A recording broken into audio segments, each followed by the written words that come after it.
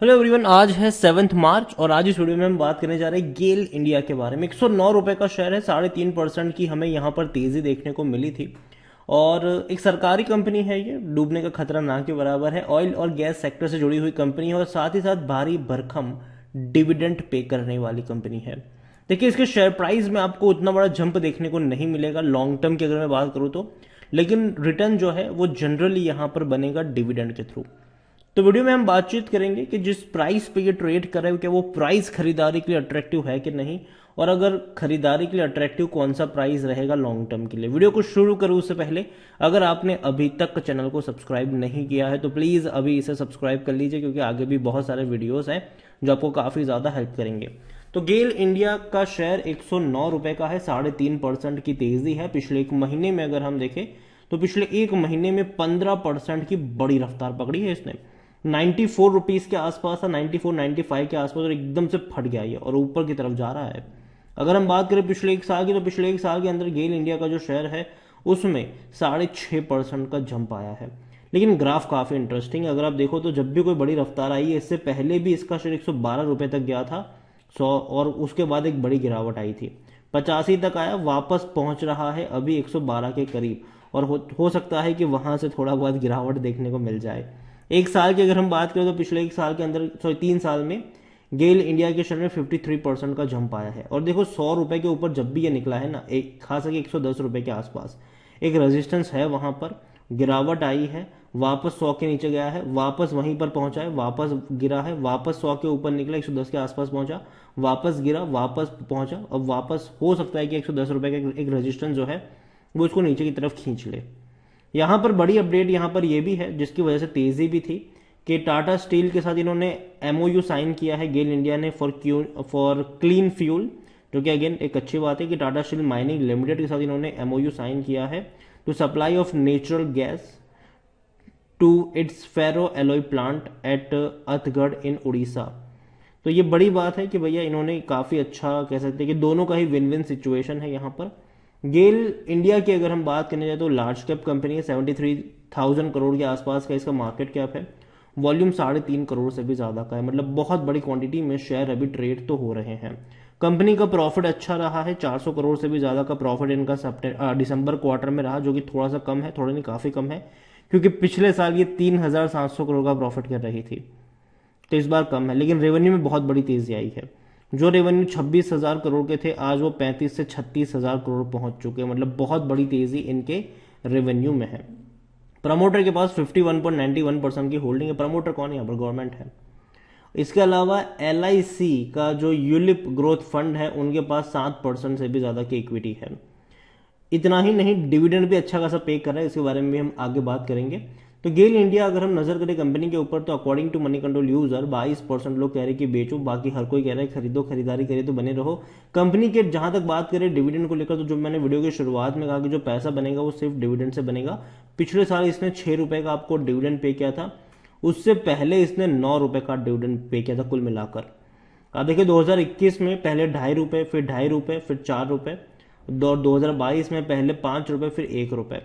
2023 में अभी तक डिविडेंड का अनाउंसमेंट नहीं हुआ है, लेकिन उम्मीद करेंगे कि अगले क्वार्टर्स में हो जाए, ये अनाउंसमेंट भी हो जाएगा। चांसेस है कि हो जाएगा ये अनाउंसमेंट भी, और पोटेंशियल जरूर है इसमें कि दोबारा एक अच्छा डिविडेंड पे करता आपको नजर भी आएगा। कंपनी के रेवेन्यू में एक अच्छी खासी रफ्तार हमने देखी 2022 में, लेकिन अभी और बड़ी रफ्तार आपको देखने को मिलेगी, क्योंकि क्वार्टरली 35,000 करोड़ का रेवेन्यू कर रहा है ये। तो देखा जाए तो 1,40,000 करोड़ की एवरेज बनती है, लेकिन फिर भी अगर 1 लाख करोड़ से ज्यादा के रेवेन्यू होंगे, बहुत बड़ी बात है इनके लिए 2023 में। प्रॉफिट अगर आप देखो तो 10,500 करोड़ के प्रॉफिट थे 2022 में, अभी थोड़े से कम नजर आएंगे आपको, क्योंकि लास्ट क्वार्टर में सिर्फ 400 करोड़ का ही प्रॉफिट हुआ, जो कि कम है ये प्रॉफिट।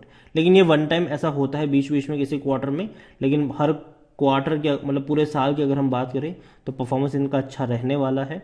आने वाले क्वार्टर्स में अच्छा परफॉर्म कर सकता है गेल इंडिया। गेल इंडिया को लेकर अगर हम नजर करें कंपनी के ऊपर, तो जो काफी सस्ते पी वैल्यूएशन के ऊपर अवेलेबल है, 5.65 का इसका पी रेशियो, सेक्टर पी 15 के आसपास, मतलब सस्ता जरूर है ये। अकॉर्डिंग टू एनालिस्ट 79% लोग कह रहे हैं खरीदारी करो। और देखो, मेरी बाइंग की रिकमेंडेशन है, लेकिन 110 पे नहीं, क्योंकि मैं मान रहा हूं कि पहले भी यहां से एक गिरावट देखने को मिली थी, आगे भी देख सकती है। मुझे खरीदारी का जो लेवल यहां पर पसंद है वो 100 रुपए के नीचे का है। अगेन मैं यहाँ पर कह दूँ 100 रुपये के नीचे डेफिनेटली मेरी तरफ से बाइंग की रिकमेंडेशन रहेगी। 110 रुपये के आसपास मैं अभी के लिए नहीं ऐड करूँगा। प्रमोटर की होल्डिंग अच्छी खासी है, म्यूचुअल फंड से लेकर डोमेस्टिक से लेकर एफआईज भी बहुत बड़ी क्वांटिटी में है। रिटेल और अदर की मिलाकर 14.72% की होल्डिंग है, जिनमें से रिटेल इन्वेस्टर्स 4.33% की होल्डिंग लेकर बैठे हैं, बाकी की होल्डिंग अदर पार्टीज के पास है। गेल को लेकर अगर हम देखें तो जेएम फाइनेंशियल काफी बड़ा ब्रोकरेज हाउस है, उनकी गेल इंडिया में बाइंग की रिकमेंडेशन है और 120 रुपए का टारगेट है। 120 रुपए अच्छा टारगेट है, लेकिन अगेन मैं कह दूं कंपनियों जो भी ब्रोकरेज हाउस किसी भी कंपनी में जब टारगेट देते हैं तो वो लॉन्ग टर्म के होते हैं। लॉन्ग टर्म से मतलब 1 साल के टारगेट्स होते हैं, तो पोटेंशियल उनका ये कहना है कि 1 साल के आसपास ये 120 रुपए तक जा सकते हैं, डेफिनेटली जाएगा 120 तक तो ठीक है, लेकिन उससे पहले मुझे लगता है कि ये वापस 100 रुपए तक भी जा सकता है। तो यहां पर यही वजह है कि मैं इस प्राइस पे ऐड करने की सलाह नहीं दूंगा, क्योंकि 110 रुपए के आसपास एक स्ट्रॉन्ग रेजिस्टेंस बैठा हुआ है। जब तक उसको डिसाइसिवली ये ब्रेक नहीं करता है तब तक मेरे हिसाब से यहां से प्रॉफिट बुकिंग के चांसेस कभी भी बन सकते हैं, और यही वजह है कि मैं बेल में थोड़ा सा वेट करना पसंद करूंगा। लेकिन इसका मतलब ये नहीं कि मैं बेच दूंगा अगर मेरे पास होगा तो, जी नहीं, बेचने की सलाह यहाँ पर नहीं है तो रखे रहो लॉन्ग टर्म के लिए। मैं मान रहा हूँ कि जो फ्रेश बाइंग के मौके हैं वो 85 से लेकर 95 रुपए तक आपको नजर आ सकते हैं, और जब भी उस रेंज में आपको गेल इंडिया का शेयर नजर आता है डेफिनेटली आप चाहो तो वहां पर बाय करके चल सकते हो, लेकिन लॉन्ग टर्म के लिए मैं हमेशा लॉन्ग टर्म की ही बात करूंगा, यहां पर शॉर्ट टर्म की बात नहीं करूंगा। लॉन्ग टर्म से देखो फायदा पहली चीज तो ये कि ये कभी उतनी बड़ी गिरावट आपको नहीं दिखाएगा, क्योंकि ऑयल और गैस का सेक्टर जरूर है, लेकिन गैस वाले में डेफिनेटली इनके पास काफी बड़ा मार्केट शेयर है, और अभी गर्मियां भी शुरू हो रही है, और इसके अलावा बहुत सारी चीजें हैं जो आने वाले दौर में इनको हेल्प करेगी। और जहां तक मेरी बात है, मुझे लगता है कि डिविडेंड एक बहुत बड़ा फैक्टर रहेगा यहाँ पर, और डिविडेंड भी अनाउंस कर सकता है ये। अगर आपकी बाइंग 85 रुपए के आसपास की और साल में अगर आपको 7 रुपए का भी डिविडेंड अगर यहाँ से मिलता है तो बहुत बहुत अच्छी बात है, ये आपको अच्छा खासा रिटर्न जो है वो डिविडेंड के थ्रू मिल जाता है, और लॉन्ग टर्म में ये एटलीस्ट इतना नीचे की तरफ नहीं जाएगा, फंडामेंटली स्ट्रांग ये लग भी रहा है।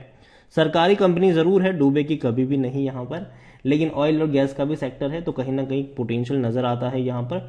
ओवरऑल मैं इतना ही कहूंगा, गेल को लेकर खरीदारी करिए, बने रहिए, लेकिन हाँ प्रॉफिट बुकिंग यहाँ पर आ सकती है। अगर आप शॉर्ट टर्म के निवेशक है तो ही प्रॉफिट लीजिएगा यहाँ पर, अगर आप लॉन्ग टर्म के निवेशक है तो हमेशा बना रहना चाहिए यहाँ पर। और दोबारा जो बाइंग के एंट्री के मौके बनेंगे वो 85 से 95 रुपए के आसपास बनेंगे, तो वहां पर आपकी नजर होनी चाहिए।